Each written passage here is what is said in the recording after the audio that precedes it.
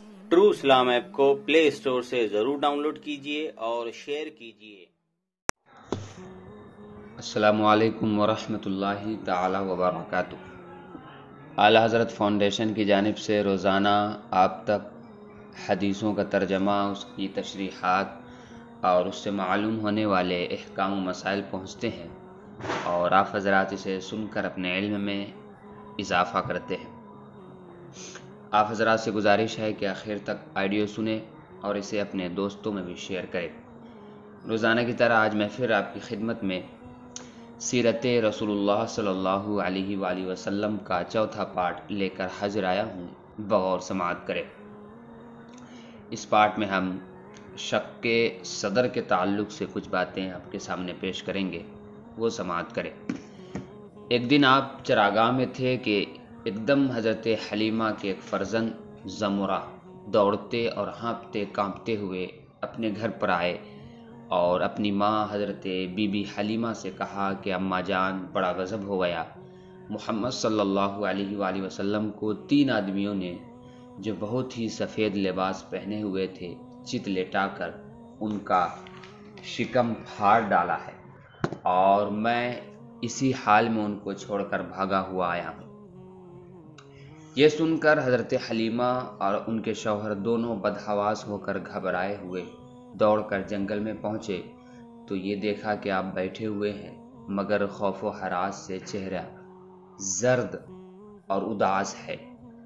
हज़रत हलीमा ने इंतहाई मुशफ़िकाना लहजे में प्यार से चुमकार कर पूछा कि बेटा क्या बात है।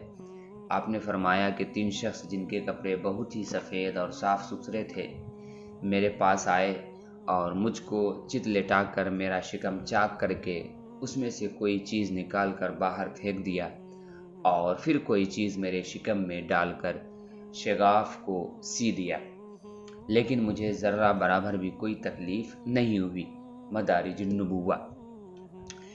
ये वाक़या सुनकर हज़रत हलीमा और उनके शौहर दोनों बेहद घबराए और शौहर ने कहा कि हलीमा, मुझे डर है कि इनके ऊपर शायद कुछ आसेब का असर है, लिहाजा बहुत जल्द तुम इनको इनके घर वालों के पास छोड़ाओ। इसके बाद हज़रत हलीमा आपको लेकर मक्का मुकर्रमा आई, क्योंकि उन्हें इस वाक़ये से ये खौफ पैदा हो गया था कि शायद अब हम कमा हक़ कहूँ इनकी हिफाजत न कर सकेंगे। हज़रत हलीमा ने जब मक्का मुअज़्ज़मा पहुंचकर आपको आपकी वालिदा माजिदा के सुपुर्द किया तो उन्होंने दरियाफ्त किया कि हलीमा, तुम तो बड़ी ख्वाहिश और चाह के साथ मेरे बच्चे को अपने घर ले गई थी, फिर इस कदर जल्द वापस ले आने की वजह क्या है। जब हज़रत हलीमा ने शिकम चाक करने का वाक़या बयान किया और आसेब का शुबह ज़ाहिर किया तो हज़रत बीबी आमना ने फरमाया कि हरगिज़ नहीं, खुदा की कसम, मेरे नूर नज़र पर हरगिज़ कभी भी किसी जिन या शैतान का अमल दखल नहीं हो सकता। मेरे बेटे की बड़ी शान है। फिर अय्याम हमल और वक्त विलादत के हैरत अंगेज़ वाक़यात सुनाकर हज़रत हलीमा को मुतमईन कर दिया और हज़रत हलीमा आपको आपकी वालिदा माजिदा के सुपुर्द करके अपने गांव में वापस चली आई और आप अपनी वालिदा माजिदा के आगोश में तरबियत पाने लगे। शक के सदर कितनी बार हुआ। हज़रत मौलाना शाह अब्दुल अज़ीज़ साहब मुहद्दिस देहलवी रहमतुल्लाहि ताला अलैह ने सूरह अलम नशरह की तफसीर में तहरीर फरमाया है कि 4 मरतबा आपका मुक़द्दस सीना चाक किया गया और उसमें नूर व हिकमत का खजीना भरा गया। पहली मरतबा जब आप हज़रत हलीमा के घर थे, जिसका जिक्र हो चुका, इसकी हिकमत ये थी कि हुजूर सल्लल्लाहु अलैहि वसल्लम उन वसवसों और ख़यालात से महफूज रहे जिनमें बच्चे मुब्तला होकर खेल कूद और शरारतों की तरफ माइल हो जाते हैं। दूसरी बार 10 बरस की उम्र में हुआ ताकि जवानी की पुराशोब शहवतों के ख़तरात से आप बेखौफ हो जाए। तीसरी बार गारे हिरा में शक के सदर हुआ और आपके कल्ब में नूर सकीना भर दिया गया ताकि आप वही इलाही के अजीम और गिरा बार बोझ को बर्दाश्त कर सकें। चौथी मरतबा शब मेराज में आपका मुबारक सीना चाक करके नूर व हिकमत के ख़जानों से मामूर किया गया ताकि आपके क़ल्ब मुबारक में इतनी वसाअत और सलाहियत पैदा हो जाए कि आप दीदार इलाही की तजल्लियों اور کلام ربانی کی ہیبتوں اور عظمتوں کے متحمل ہو سکے۔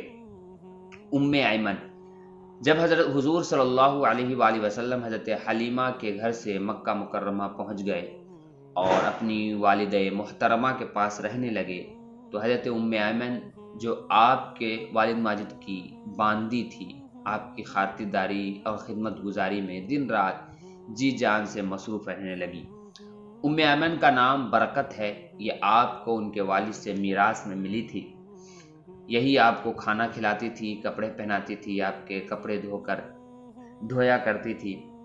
آپ نے اپنے آزاد کردہ غلام حضرت زید بن حارثہ سے ان کا نکاح کر دیا تھا، جن سے حضرت اسامہ بن زید پیدا ہوئے رضی اللہ عنہم۔ بچپن کی ادائیں حضرت حلیمہ کا بیان ہے کہ آپ کا گہوارہ یعنی جھولا فرشتوں کے ہلانے سے ہلتا تھا، اور آپ بچپن میں چاند کی طرف انگلی اٹھا کر اشارہ فرماتے تھے تو چاند آپ کی انگلی کے اشاروں پر حرکت کرتا تھا۔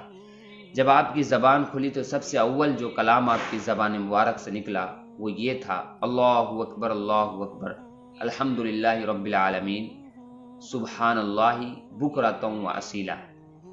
بچوں کی عادت کے مطابق کبھی بھی آپ نے کپڑوں میں بول و براز نہیں فرمایا، بلکہ ہمیشہ ایک متعین وقت پر رفع حاجت فرماتے۔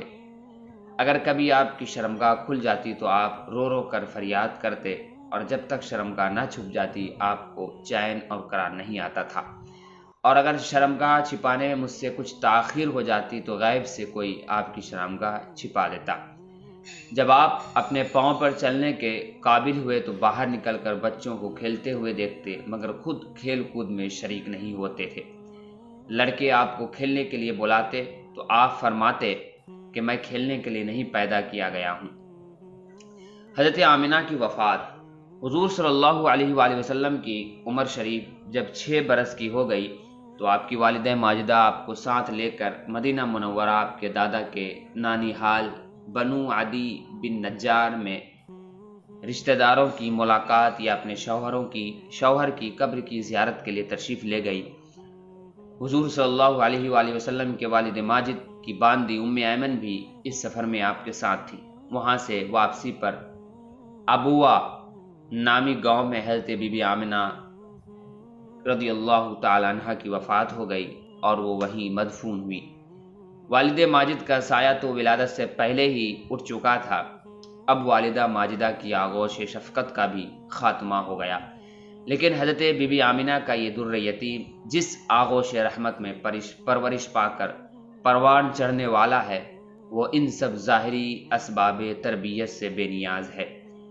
حضرت بی بی آمنہ رضی اللہ تعالیٰ عنہ کی وفات کے بعد حضرت ایمن آپ کو مکہ مکرمہ لائی اور آپ کے دادا عبد المطلب کے سپرد کیا، اور دادا نے آپ کو اپنے آغوش تربیت میں انتہائی شفقت و محبت کے ساتھ پرورش کیا، اور حضرت ایمن آپ کی خدمت کرتی رہی۔